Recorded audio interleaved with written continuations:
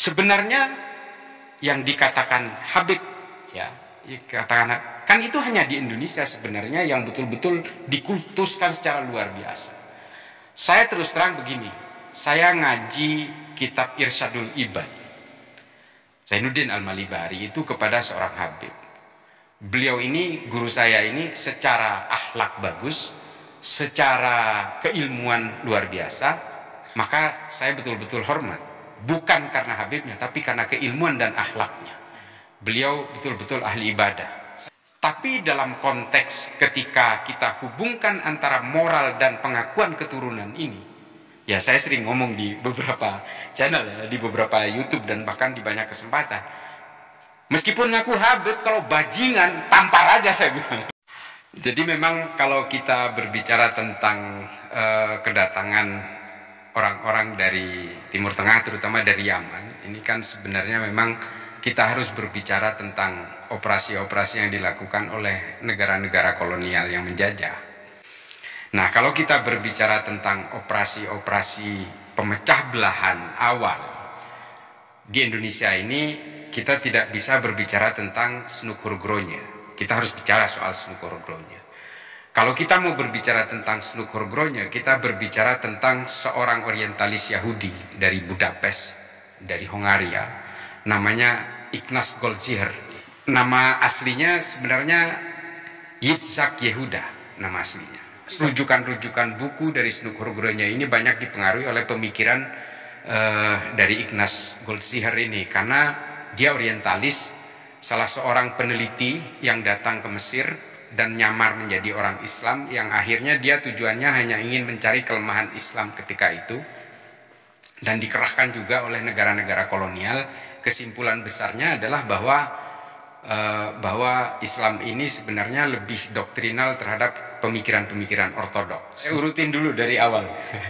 Ketika dia membaca banyak hasil jurnal ilmiahnya Goldziher ini, yang orang Yahudi ini, Goldziher ini salah satu teori pentingnya adalah bahwa hadis-hadis yang direproduksi oleh orang Islam ini sebenarnya dibuat pada abad pertengahan.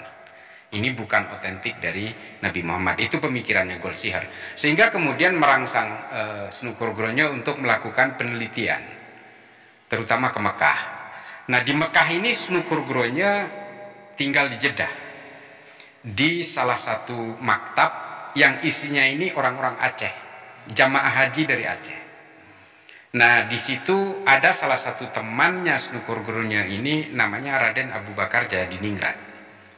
Nah, inilah yang memberi akses sehingga Snuk Hurgronya ini, bagi saya, dia tidak pernah masuk Islam. Kalaupun dia berpura-pura Islam, ya, dia menggunakan jubah keislaman, membajak jubah-jubah keislaman, mempelajari Islam hanya untuk kepentingan operasi politiknya negara kolonial, Belanda terutama. Nah, ini kemudian yang membuat dia bisa masuk ke Haramain. Karena menurut Abu Bakar Jayadiningrat ini, dia digambarkan sebagai orang Islam mu'allaf yang dia tertarik untuk mempelajari Islam. Sehingga dia leluasa sekali ketika itu di Mekah melakukan penelitian-penelitian itu. Nah, yang paling menarik itu penelitian akhir dari Snuk Hurgronya di Mekah itu, bahwa orang-orang Hindia Belanda, orang Jawa dia sebut di dalam bukunya. Jawa itu maksudnya orang-orang Hindia Belanda, jajahan Belanda, Indonesia lah. Itu dikatakan bahwa orang Indonesia itu cenderung inferior. Inferior itu merasa rendah diri di hadapan orang Arab. Orang Indonesia itu sampai tidak ada yang berani menjadi ustadz, menjadi guru di Mekah, karena dia tidak mau berada di atasnya orang Arab. Satu-satunya guru yang dia kenal itu namanya Ustadz Zainal Abidin dari Sumbawa. Padahal orang pintar dari Indonesia itu banyak. Tapi karena orang Indonesia ini inferior di bawah orang Arab di Mekah itu, sehingga tidak ada yang mau menjadi ustadz, tidak mau melewati orang Arab, saking takutnya. Dalam pandangan Snuk Hurgronya, mungkin pada zaman Snuk Hurgronya melakukan penelitian itu, pandangan perspektifnya Snuk Hurgronya itu. Nah, nanti ini hubungannya adalah rekomendasi Snuk Hurgronya ketika dia kembali ke Leiden, ke Belanda. Nanti dia menemukan kesimpulan-kesimpulan kepada pemerintah Belanda bahwa kalau mau menghentikan perlawanan-perlawanan dari masyarakat Indonesia ada 3 kuncinya. 1, jangan memerangi para raja atau sultan. Karena kekuatan perlawanan bangsa Indonesia terhadap Belanda itu berada di ulama-ulama lokal yang sudah melakukan blending antara Islam dengan budaya. Nah, ini nanti hubungannya, nanti akar genealogisnya ke belakang itu nanti akan berdampak. Yang kedua adalah karena orang Indonesia ini terlalu inferior, rendah diri di hadapan orang Arab, maka pemerintah kolonial Belanda harus membuat patron-patron utama di Indonesia itu. Patron itu adalah tokoh-tokoh baru yang berasal dari orang Arab. Nah, itu kemudian nanti dilaksanakan oleh kolonial Belanda. Nah, kemudian yang ketiga, perlawanan-perlawanan dari masyarakat Indonesia terhadap Belanda itu dipengaruhi oleh kontribusi budaya-budaya lokal. Nah, ini nanti ketika dia selesai di Mekah, Snugorgronya ini sempat datang ke Indonesia, dan nanti dia berkeliling Jawa Barat dan Jawa Tengah sampai ke Purbalingga, Cianjur, Garut, dan seterusnya. Bahkan sempat nikah di Garut. Snugorgronya menikah dengan anaknya seorang kiai di sana, dan kiai ini memaksa anaknya untuk menikah dengan Snugorgronya karena di matanya kiai lokal ini, Snugorgronya ini adalah seorang mu'allaf yang ahli dalam Islam. Bahkan digambarkan dia ini hafal seluruh hadis yang otoritatif waktu itu ya. Nah, ketika dia sudah berkeliling inilah dia kembali ke Leiden. Semua dia berikan hasil penelitiannya itu yang nanti akan mempengaruhi kebijakan-kebijakan pemerintah kolonial Belanda. Nah, setelah dia di Leiden, dia kembali ke Indonesia dan ditempatkan di Aceh. Mengapa di Aceh? Karena Aceh ini satu-satunya wilayah di Hindia Belanda yang susah ditaklukkan. Dan Aceh masih menjadi wilayah protektoratnya Kekaisaran Utsmani ketika itu. Rekomendasi yang lain akhirnya dari Snugorgronya, orang-orang yang berangkat haji harus dibatasi. Supaya apa? Supaya tidak terpengaruh oleh pemikiran-pemikiran revolusioner dari orang-orang di Arab yang sama orang Indonesia. Nah, ini akhirnya nanti akan dibatasi itu oleh pemerintah kolonial Belanda. Nah, ini yang akhirnya 3 poin penting yang disampaikan di Leiden itu dilaksanakan oleh Belanda, sehingga ketika itu Belanda mendatangkan banyak sekali, istilahnya melakukan eksportasi dari Timur Tengah, termasuk generasi-generasi pertama dan kedua di daerah Gujarat dan Goa, untuk kemudian dikapalkan ke Indonesia. Tapi apakah semua orang Arab ini akan ditakuti? Nah, ini persoalannya. Sehingga mereka ini ketika dia mendarat di Indonesia, dia sudah langsung di branding bahwa mereka ini adalah keturunan Rasulullah. Dan ini sejaman dengan, ini National Geographic pernah menulis ini. Nah, ini kemudian yang menjadi persoalan-persoalan baru, karena begini. Nah, persoalannya kemudian, kelompok-kelompok Arab dan keturunan Nabi ini kemudian menjadi kelas priayi baru di Indonesia. Nah, ini karena saya bukan ahli nasab, tapi saya menganggap bahwa ini adalah karena memang pemerintah kolonial Belanda melakukan eksportasi paksa ini bisa jadi memang bukan keturunan Nabi. Bisa jadi memang ini yang dipaksa menjadi keturunan Nabi supaya pengaruhnya menjadi luar biasa. Nah, salah satunya kemudian patron yang diplot itu adalah Utsman bin Yahya yang dijadikan mufti Batavia itu. Yang nantinya itu berhasil memadamkan ulama-ulama dan santri-santri ketika rakyat Banten melakukan perlawanan ke Belanda. Jadi konsep operasi intelijen dari Belanda melalui Snugorgronya ini adalah bahwa kita jangan kita melawan head to head dengan masyarakat Indonesia, tentara Belanda ini, tapi harus dipecah dulu patron kliennya. Ini operasi intelijen seperti itu. Dipecah dulu, ulama dipecah dengan santrinya, santri dengan santri dipecah, ulama yang satu dengan ulama yang lain harus dipecah. Siapa yang bisa melakukan ini? Kalau Belanda nggak mungkin, maka dibuatlah sosok-sosok sentral yang mengatasnamakan agama ini, dan mobil khusus keturunan Arab yang memang orang Indonesia asli inferior. Nah, persoalannya kemudian ketika bersentuhan dengan urusan budaya. Wali Songo menyebarkan Islam sudah terbukti efektif menggunakan budaya-budaya lokal. lewat gamelan dan sebagainya. Wali Songo berhasil membuat akulturasi, perpaduan antara Islam dan budaya lokal. Ini efektif, yang akhirnya menjadi platform perjuangan bangsa Indonesia melawan penjajahan Belanda. Belanda berdasarkan rekomendasi dari seorang political advisor yang bernama Sun Korgronya, menganggap bahwa kekuatan budaya-budaya lokal dengan ulama-ulama lokal yang mengatasnamakan yang berislam ini kemudian menjadi persoalan bagi Belanda, sehingga dipaksakanlah kooptasi budaya itu.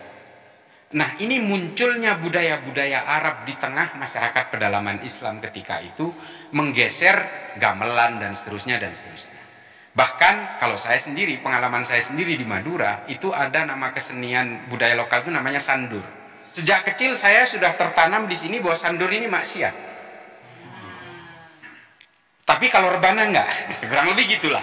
Nah, ini upaya kooptasi budaya lokal ini yang kemudian membuat patron klien baru di Indonesia, supaya tujuannya apa? Supaya orang-orang lokal dan ulama-ulama lokal itu mudah dikendalikan lewat jalur budaya, dan kemudian pergerakan mereka bisa dipatahkan ketika melakukan perlawanan ke Belanda. Nah, ini semua adalah operasi-operasi yang dirancang oleh Sun Korgronya tadi sebenarnya. Nah, ini yang kemudian mempengaruhi cara berislam kita hari ini. Sebenarnya yang dikatakan Habib, ya, dikatakan, kan itu hanya di Indonesia sebenarnya yang betul-betul dikultuskan secara luar biasa. Saya terus terang begini, saya ngaji kitab Irsyadul Ibad Zainuddin Al-Malibari itu kepada seorang Habib. Beliau ini, guru saya ini, secara akhlak bagus, secara keilmuan luar biasa, maka saya betul-betul hormat. Bukan karena Habibnya, tapi karena keilmuan dan akhlaknya. Beliau betul-betul ahli ibadah.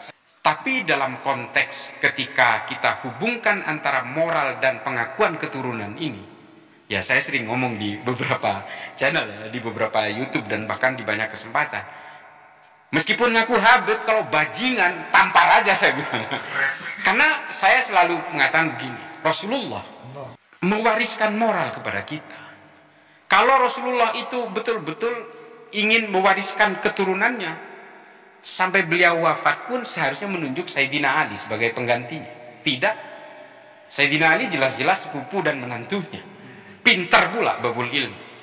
Tapi Rasulullah tidak mewariskan itu semua sampai beliau wafat, tidak menunjuk penggantinya. Artinya apa?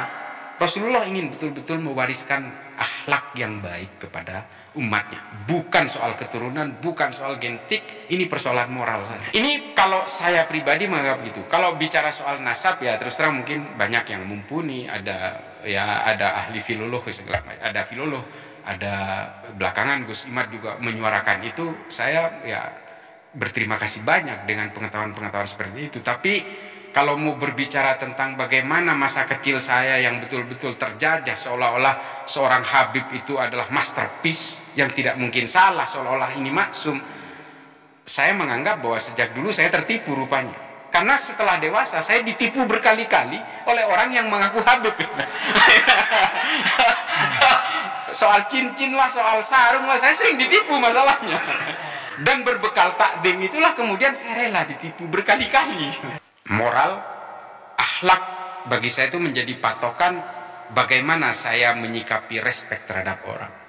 Jadi saya sudah tidak terpesona lagi ada ngaku Habib gitu tapi malak-malak duit, ya saya usir dari rumah, nggak ada cerita. Apalagi belakangan ada apa state of mind gitu ya, ada temuan-temuan seperti yang dilakukan oleh Kiai Imad, termasuk Menahim Ali dan sebagainya, termasuk beberapa teman-teman yang hari ini mengamplifikasi itu.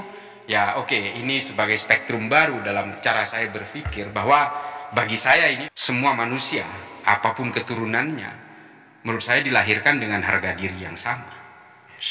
Dari hasil penelitian Sun Korgronya itu kan melihat secara genetik Arabnya. Artinya zaman itu kan kita belum ada DNA yang bisa merunut secara rinci genealogi seseorang.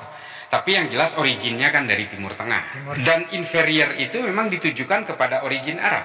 Bahkan kalaupun ada seorang Yahudi yang kan Yahudi sama Arab ini kan sebenarnya satu rumpun. Jadi sama-sama berasal dari bangsa Aram, Aramik. Makanya bahasanya Ibrani terus kemudian menjadi bahasa Arab. Ini kan gini akar-akar bahasa yang sebenarnya satu rumpun semua. Jadi anti-Semit itu sebenarnya bukan anti Yahudi juga, tapi hanya juga anti Arab sebenarnya, gerakan anti-Semit di Eropa dulu. Nah, origin Arab ini yang kemudian memang dipakai oleh pemerintah Hindia Belanda. Kenapa kok dari Yaman? Mungkin ketika itu Yaman adalah wilayah yang paling terbelakang, yang memang secara kultur geografisnya memang yang paling tidak memungkinkan, sehingga diambil dari orang-orang Yaman yang memang kehidupannya memang sangat susah lah, kurang lebih begitu. Karena berbagai imigran di Libanon yang juga keturunan Arab ini banyak yang berasal dari Yaman, yang kemudian keturunannya itu banyak bermigrasi ke Amerika Selatan dan menjadi Katolik. Ada Fernando Haddad. Ini kalau di Indonesia dengan marga Al-Haddad ini disungkam-sungkam ini. Tapi di Brazil dia Katolik. Carlos Munim, bekas presiden Argentina, Carlos Menem. Ini kan keturunan dari Suriah, yang juga nenek moyangnya pendatang dari Yaman. Jadi memang yang berkecenderungan punya gairah tinggi untuk merantau itu memang dari Hadramut. Makanya dipilihlah mungkin oleh pemerintah kolonial Belanda ketika itu orang-orang Hadramut yang memang punya naluri merantau di kawasan Arab ya, sampai hari ini sih. Kebetulan saya sudah pernah sampai ke sana. Sengsara betul. Dan memang ya ini mohon maaf, saya bukan stereotip atau rasis, tapi memang banyak sekali orang Yaman setelah merantau menjadi kaya, seperti Bin Laden. Ini kan pendatang dari Yaman yang menjadi kontraktor nomor 1 di Saudi dan melahirkan Osama Bin Laden. Ini juga secara genetik dari Yaman. Bin Laden itu kan pendatang dari Yaman yang kemudian menjadi kontraktor di Arab Saudi dan kaya. Dulu di Masjidil Haram cleaning service-nya Bin Laden Corporation. Sekarang sudah diganti karena nama Bin Laden ini sudah dirusak oleh Osama. Dan rata-rata semua pendatang yang origin dari Timur Tengah itu memang dari Yaman kebanyakan. Termasuk di Libanon sendiri itu kebanyakan dari Yaman.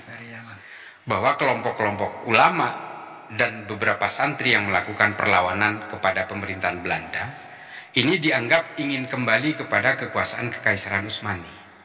Tuduhannya seperti itu.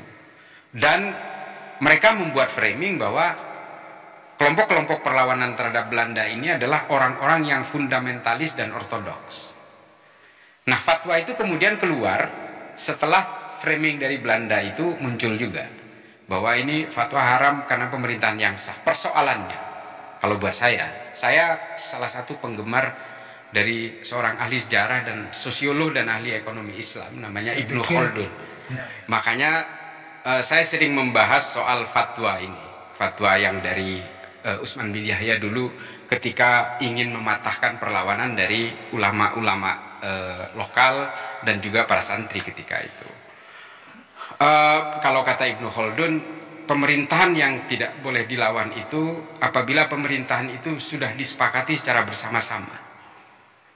Jadi kalau sistem demokratis misalnya, dia sudah dipilih, ditetapkan oleh negara bahwa dia itu adalah presiden, maka kita tidak boleh melakukan perlawanan.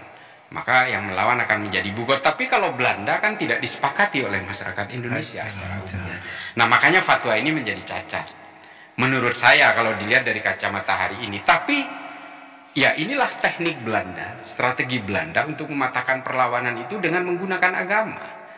Karena Belanda sudah mencapai tingkat level putus asa selama ratusan tahun, tidak pernah bisa menaklukkan perlawanan-perlawanan dari kelompok ini, karena memang akar dari perlawanan ini adalah kekuatan ulama-ulama itu. Dan itu ditemukan oleh Snukhorgronya dan diberikan rekomendasi itu. Jangan perangi kelompok-kelompok seperti Sultan, kata Snukhorgronya kepada pemerintah Belanda. Tapi kalau mau diperangi, itu adalah ulama-ulama lokal beserta seluruh murid-muridnya ini. Tapi jangan melakukan operasi pemecah belahan itu lewat orang Belanda juga. Harus menggunakan orang Islam juga. Dan orang Islam di Indonesia itu sangat tunduk dan rendah diri di hadapan orang Arab. Ini motivasi yang kemudian terjadi massive deployment itu. Pengerahan besar-besaran dari kelompok Arab yang kemudian didaulat sebagai keturunan Rasulullah. Wah, makin takutnya makin kuadrat, makin berlipat kan jadinya. Nah, ini teknik Belanda ketika itu memang Bang Haji. Ya, saya tidak tahu kalau generasi ketiga, keempat, kelima hari ini tahu tentang sejarah ini, tapi kalau kita mau berbicara tentang pergerakan diaspora orang-orang Arab ketika itu, apakah orang Arab sebelum itu sudah ada di Indonesia? Ada. Sudah ada sebelumnya. Artinya bukan orang Arab ini didatangkan oleh Belanda semua, tapi diakselerasi lebih cepat dan lebih masif oleh Belanda, iya. Sebelumnya perantau-perantau dari Arab sudah ada yang datang ke sini sebagai pedagang. Nyakan itu datangnya dari Arab. Kalau dari akar genealogis yang ditemukan oleh Ignaz Goldziher, memang orang Arab terutama di pesisir timur tengah sampai ke Persia itu memang rata-rata merantau karena memang tidak bisa bernafkah di sana. Artinya Irak, Yaman, Oman dan seterusnya. Orang-orang Arab ini kan menjadi kaya setelah menemukan minyak, Bang Haji, di dekade tahun 60-an. Sebelumnya kan mereka ini adalah enklav kesukuan yang egosentris, egosektoralnya tinggi. Makanya budaya patriarkal, budaya patriarki itu menjadi kuat di Arab karena orang Arab itu menguasai lembah-lembah subur dan mata air yang kemudian diturunkan kepada anak-anaknya. Nah, ini yang kemudian tidak bisa ditemukan di Indonesia. Nah, Indonesia berusaha dikooptasi pemikiran kita yang Islam tropis ini untuk kemudian berusaha diarabisasi itu oleh pemerintah kolonial Belanda, termasuk budaya-budaya yang dibajak, gamelan yang dianggap sebagai maksiat, termasuk gitar dan sebagainya ini. Sebenarnya gerakan-gerakan mengharamkan wayang dan sebagainya ini sudah dilakukan oleh pemerintah kolonial Belanda pada zamannya ketika itu untuk mematahkan akulturasi budaya Islam dan budaya lokal ini. Cuma hari ini bedanya platformnya sudah berubah menjadi Wahabi, bukan lagi gerakan-gerakan dari kolonial. Platform yang digunakan hari ini untuk mengharamkan budaya, istilahnya itu kalau secara akademik itu resiliensi budaya. Itu yang berusaha dipatahkan itu memang hari ini platformnya orang-orang Wahabi. Tapi metode ini pernah dipakai juga oleh orang Belanda supaya mitos budaya orang lokal itu menjauh dari kebudayaannya sendiri. Agenda dan tujuannya pada eranya masing-masing. Kelompok-kelompok Ba'alawi pada saat itu memiliki agenda yang dibebankan oleh ranselnya pemerintah Belanda bahwa bangsa Indonesia harus dipecah belah. Wahabi hari ini ingin memecah belah bangsa juga untuk kepentingan supaya menghomogenkan orang Indonesia menjadi Wahabi semua dengan cara memecah belah itu. Sama tujuannya, meskipun platformnya berbeda. Makanya saya tadi katakan, kalau dulu kelompok-kelompok yang origin dari Timur Tengah yang dikerahkan oleh Belanda ini tujuannya untuk memecah belah perlawanan bangsa Indonesia terhadap penjajah, hari ini Wahabi juga punya keinginan yang sama untuk memecah belah bangsa Indonesia juga. Meskipun ajarannya berbeda, originnya juga berbeda, tapi kan sama dengan membid'ahkan orang-orang dan kemudian mengkafirkan hakimiyah, takfiriyah, dan kemudian mendevaluasi nilai para ulama-ulama lokal ini. Kan sebenarnya mereka ingin memecah belah. Sama tujuannya. Saya malah melawan Wahabi. Meskipun saya terus terang soal nasab saya tidak menguasai, tapi saya adalah satu-satunya orang yang tidak mau kemudian menjadi taklid terhadap orang yang mengaku sebagai keturunan Rasulullah. Karena buat saya Rasulullah mewariskan kepada kita ini adalah rahmat dan akhlakul karimah. Buat saya itu, mau keturunan Nabi, kalau bejat ya bejat aja, bajingan, predator seksual ya predator seksual aja.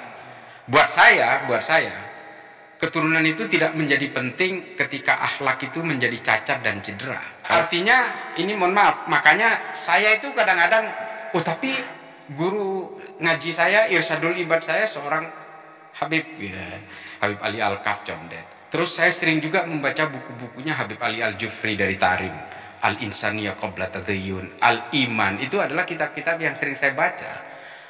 Apakah kemudian saya ingin menafikan itu? Ya tidak. Karena ukuran seseorang bagi saya, kemuliaan orang yang harus saya hormati itu adalah ketika dia menjadi seorang yang ahli ibadah, berilmu, dan berakhlakul karimah. That's it, 3 poin itu kalau buat saya. Itulah yang menjadi warisan Nabi kepada kita hari ini. Lalu tiba-tiba ada orang ngaku sebagai keturunan Nabi, dia Habib, marganya ini, marganya itu, tapi buat nipu umat, buat membodohi umat, menghipnotis umat. Buat saya udah ke laut aja lah. Kalau saya sesederhana itu melihatnya. Makanya saya dari awal ada kemudian temuan-temuan secara genetik dari Kiai Imad dan sebagainya. Ini menjadi spektrum yang memperkaya pemikiran kita bahwa ukuran seseorang itu menjadi mulia adalah ketika dia bertakwa dan berakhlak yang bagus, bukan karena keturunannya.